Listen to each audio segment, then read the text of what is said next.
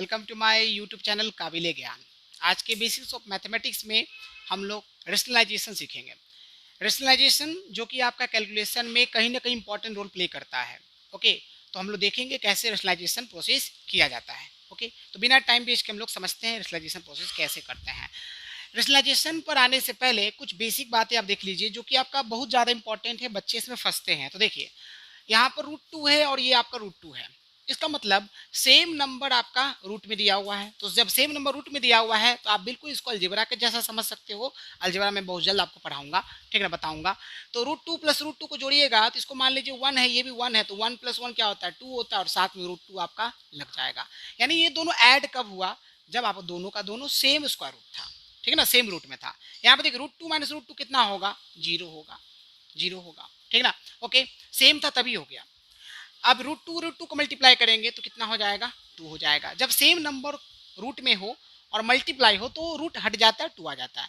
अगर मान लीजिए √5 इंटू √5 होगा तो आपका रूट हट जाएगा, क्या बचेगा, 5 बचेगा किसी भी नंबर के साथ। 91 स्क्वायर रूट में है, 91 स्क्वायर रूट में है, दोनों को मल्टीप्लाई करें तो 91 बचेगा। अंडरस्टूड, ठीक है ना। √2 को √2 से डिवाइड करना है, इसका मतलब यही है। √2 को √2 से डिवाइड करोगे, सेम नंबर से डिवाइड होगा तो क्या बचेगा, 1 बचेगा, ठीक है ना। √3 √2 डिवाइड कर रहे हैं तो ये आपका डिवाइड नहीं होगा, ज़्यादा तो क्या होगा 3/2 स्क्वायर रूट में हो जाएगा, बस इतने होगा, ये सॉल्व आपका नहीं होगा, ठीक ना। ओके, यानी रूट आपका नहीं हटने वाला है, यहाँ पर एग्जैक्ट वैल्यू नहीं आने वाला है, ठीक है। सो √3 + √2, तो ये आपका क्या हो जाता है, ये आपका एज इट रह जाएगा, मतलब √3 + √2 हो जाएगा। कुछ बच्चे इसको √5 लिख देंगे जो कि गलत है, नहीं होगा, ठीक ना। सिमिलरली ये भी आपका √3 माइनस का √2 ही रहेगा, ये भी आपका माइनस नहीं होगा। कुछ बच्चे इसको √1 लिख देंगे, √1 नहीं, गलत है, आपका नहीं होगा, ठीक ना। अब ये देखिए, ये मल्टीप्लाई होगा, √3 इंटू √2 करोगे तो आप ये क्या लिखोगे, √3 × 2 यानी √, क्या होगा 6 होगा, ठीक ना। ये आप देखिए 5√3 इंटू 2√3, इसकी बात करते हैं, 5 2 जा कितना होगा 10 होगा, 10 का 10 लिख दिया। √3 इंटू √3 दो बार है तो ये आपका 3 से मल्टीप्लाई हो जाएगा, कितना आ जाएगा आपका 30 आ जाएगा, आ गया, ठीक है ना। अब ये देखिए कैसे सॉल्व करेंगे, सब में देखिए रूट आपका सेम है, √5 √5 √5, आप सॉल्व कर दो। 7 + 2 कितना होता है 9 होता है, आपने 9 √5 लिख दिया। माइनस का कितना है 3 √5 है, ठीक है ना। फिर आपने सॉल्व किया इसको तो आपने क्या लिया, 9 - 3 गया 6 हो गया, 6 √5 हो गया। ये कुछ बेसिक बातें हैं जो आपके रूट पे कमान होना चाहिए, आपके कैलकुलेशन में ये जरूरत आएगा कहीं ना कहीं, और आप अगर इस बेसिक बातें को नहीं समझोगे तो आपका कैलकुलेशन स्ट्रांग नहीं होगा, ठीक ना। तो बेसिक्स ऑफ मैथमेटिक्स का जो मेन उद्देश्य है आपके कैलकुलेशन को स्ट्रांग बनाना है, जहां पर बच्चों को बेसिक्स ऑफ मैथमेटिक्स में प्रॉब्लम आती है उसको दूर करना है ना। ओके, तो चलिए हम लोग कुछ रेशनलाइजेशन वाले क्वेश्चन करते हैं। तो पहले मैं आपको रेशनलाइजेशन का मतलब समझा देता हूँ। जब दो सर्ड्स को क्या किया जाता है, आपस में मल्टीप्लाई किया जाता है, ठीक है ना। तो जिस प्रोसेस के थ्रू मल्टीप्लाई करते हैं हम लोग उसे रेशनलाइजेशन बोलेंगे। या आप क्या देखोगे, जब दो सर्ड्स को आपस में मल्टीप्लाई किया जाता है, ठीक है ना, ओके, तो आपका जो है रेशनल नंबर बन के आता है। यानी कि रेशनलाइजेशन का मतलब क्या है, रेशनलाइजेशन में हम लोग करते क्या है, जो भी स्क्वायर रूट्स हैं यानी जो भी सर्ड्स है उसको रेशनल नंबर में चेंज करते हैं, ठीक ना। रेशनलाइज करना मतलब रेशनल नंबर में चेंज करना। तो आप देखिए जरा से, √2 है, ये √2 है, ये √2 रेशनल नंबर में चेंज कब होगा, जब आपका जो है √2 से मल्टीप्लाई हो जाएगा। तो आप क्या करोगे, डिनोमिनेटर को रेशनलाइज कर दोगे, तो यानी क्या होगा √2 × √2, ठीक ना। अब ऊपर नीचे क्यों किया, आप खुद बताओ, √2 से √2 कटेगा 1 बचेगा। 1 तो किसी भी नंबर के आगे पीछे छिपा होता है ना, तो आपका 5 और √2 मल्टीप्लाई होकर तो 5 √2 हो जाएगा, लेकिन √2 और √2 मल्टीप्लाई होकर 2 हो जाएगा, ये आपका हो गया। कुछ बच्चे स्मार्ट हैं, वो बोलेंगे, यहाँ नोट करके देख लीजिए, अगर मान लीजिए ऊपर में √3 रहे और नीचे में 5 रहे, ठीक है ना, तो ऊपर वाला आप रेशनलाइज कर सकते हो, ठीक ना। तो कोई मतलब है नहीं, लेकिन अगर आपको मर्जी है तो आप कर सकते हो। तो बस नीचे में फिर रूट रह जाएगा, ऊपर में हो जाएगा 3 और नीचे में हो जाएगा 5 √3, ये भी आप कर सकते हो, ठीक है ना। ओके, तो रेशनलाइजेशन में हमको मेनली डिनोमिनेटर का जो रूट है उसको रेशनल नंबर में चेंज करना है। अब यहाँ पर देखिए, ये वाला चीज़ देखिए, यहाँ पर आपको रेशनलाइजेशन करना है। यहाँ पर नंबर एज इट लिखेंगे, बस साइन में चेंज होगा। जैसे 3 - √7 है तो आप क्या करोगे, ऊपर नीचे 3 + √7 से इसको मल्टीप्लाई और डिवाइड कर दोगे। तो देखिए 1 को मल्टीप्लाई किया 3 प्लस रूट 7 से, तो 3 प्लस रूट 7 एज रह जाएगा। अब ये a माइनस बी और a प्लस बी का फॉर्मूला है, तो 3 का स्क्वायर कितना होता है 9 होता है, और 7 रूट में है, स्क्वायर रूट ऑफ 7 देखिए फिर से समझा देता हूँ, ये 3 का स्क्वायर है और ये रूट 7 का स्क्वायर है, राइट। तो 3 प्लस रूट 7 तो 3 प्लस रूट 7 ही रह जाएगा ना, और 3 का स्क्वायर 9 हो जाएगा, और स्क्वायर रूट ऑफ 7 का स्क्वायर है ना, स्क्वायर रूट ऑफ 7 का स्क्वायर है, मतलब ये 2 बार मल्टीप्लाई है, तो रूट 7 मल्टीप्लाई रूट 7 क्या होता है 7 होता है, यानी सॉल्व करके कितना हो जाएगा आपका, यहीं पर मैं बता देता हूँ, ये सॉल्व करके हो जाएगा आपका 3 plus root 7 divided by 9 minus 7 2 हो जाएगा, ठीक है ना। अब इस वाले में देखिए, यहाँ पर आप क्या कीजिएगा, ऊपर नीचे सेम नंबर से रैशनलाइज कीजिएगा, बट यहाँ प्लस है तो माइनस करना और कुछ नहीं। तो ये कितना हो जाएगा 2 माइनस का रूट 3, ए प्लस बी, ए माइनस बी का फॉर्मूला लगाइए, 2 का स्क्वायर 4 होता है, माइनस रूट 3 का स्क्वायर 3 होता है, तो आपका आंसर कितना आ जाएगा 2 माइनस का रूट 3 बाई 1, यानी 2 माइनस का रूट 3 हो जाएगा।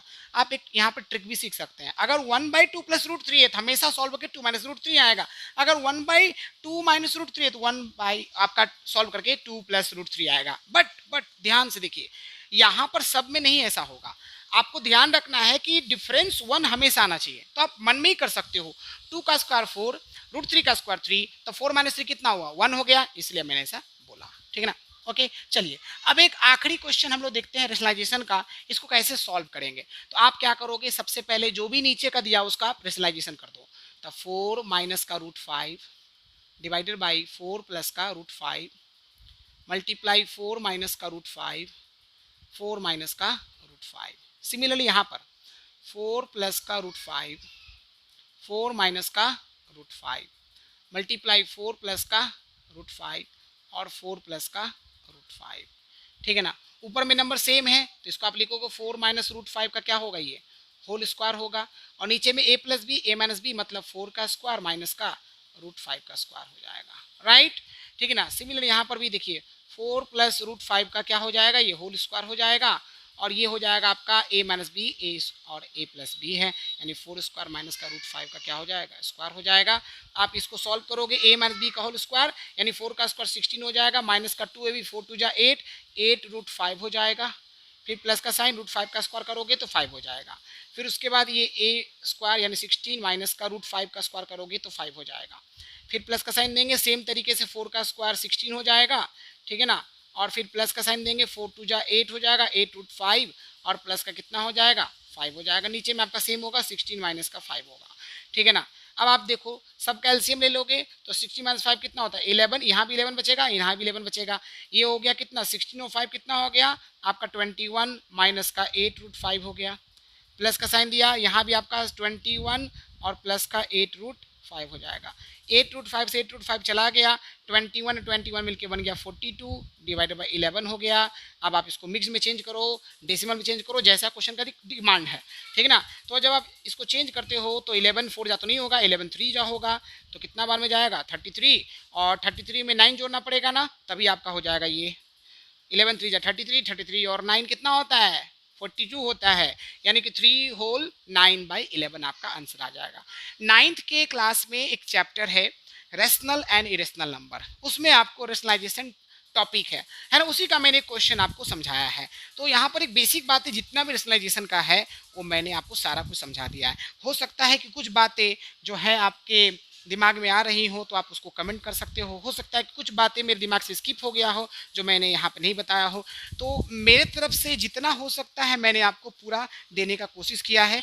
इसके बावजूद भी कभी कभार आपका बेसिक बातें रह गया तो मैं जैसे जैसे वीडियो बनाते जाऊँगा वहाँ पर अगर ज़रूरत होगा तो मैं आपको बता दूंगा, तो चिंता करने की बिल्कुल भी ज़रूरत नहीं है, ठीक है ना। आप इसको नोट कर लीजिए। ओके स्टूडेंट्स, तो हम लोगों ने इस तरह से बेसिक्स ऑफ मैथमेटिक्स में बहुत कुछ सीख लिया है। मैंने आपको जो है signs and symbol, sign rules, आपके LCM, HCF, BODMAS, fractions, decimals, आपके round off, square root solve कैसे करते हैं, क्यूब रूट कैसे निकालेंगे, क्यूब्स, स्क्वायर्स, है ना, रेशनलाइजेशंस, और भी बहुत सारी बातें मैंने आपको बताया है। तो जो आपका इंटीजर पर बेस जितनी बातें था ना, वो सब हमने अच्छे से सीख लिया है। अब आपका जो नेक्स्ट आएगा वो आपके चैप्टर वाइज आने वाले हैं, जो कि बहुत इंटरेस्टिंग है। जैसे कि परसेंटेज में आपको बताऊंगा, आपको मैं रेशियो प्रोपोर्शन की कुछ बेसिक बातें बताऊंगा जो आपको काम आएगा, ठीक ना। और जो और भी बहुत सारी बेसिक बातें हैं, जैसे अलजेब्रा आएगा, आपका ज्योमेट्री आएगा, मेंसुरेशन आएगा, ठीक ना, ट्रिग्नोमेट्री आएगा, लॉगरिथम आएगा। ये सब का भी मैं बेसिक आपको बता दूंगा, ताकि आपको बेसिक्स में कहीं भी प्रॉब्लम नहीं आएगा। बस सब आप पे डिपेंड करता है बाबू। मैं आपको पहले बता दूं, मैं कितना भी मेहनत करके यहाँ बता लूं, आपको मेहनत करना ही पड़ेगा। आप सिर्फ इसको देखोगे, 1 मिनट देखिएगा, उसको स्किप कर दीजिएगा, आपको समझ में नहीं आएगा।